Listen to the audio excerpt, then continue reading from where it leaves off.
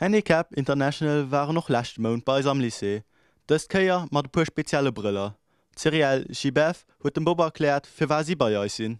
On est ici aujourd'hui donc sur 2 jours pour expliquer et informer l'ensemble des étudiants à la problématique des bombardements sur les populations civiles. En fait, on a voulu, en marge des sessions de déminage, des ateliers de déminage humanitaire qu'on organise, expliquer à l'ensemble des lycéens en quoi les pratiques et l'utilisation des armes explosives dans les zones peuplées est absolument contraire aux droits humanitaires et que ces pratiques doivent absolument cesser.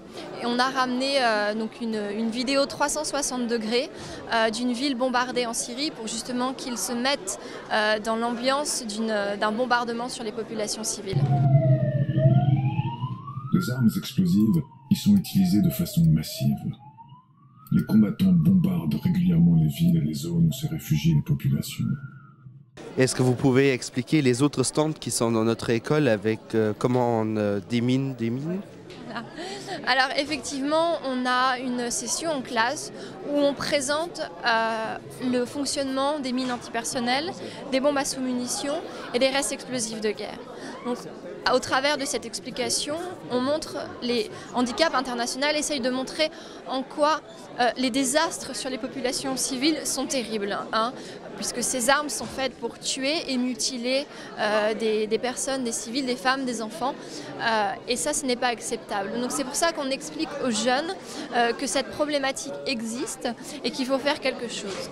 Donc pour faire cela, on a aussi 2 démineurs et on a reconstitué un faux champ de mines d'un territoire qui est pollué par ces armes et au fait on explique en quoi consiste leur travail au jour le jour et à quel point il est dangereux.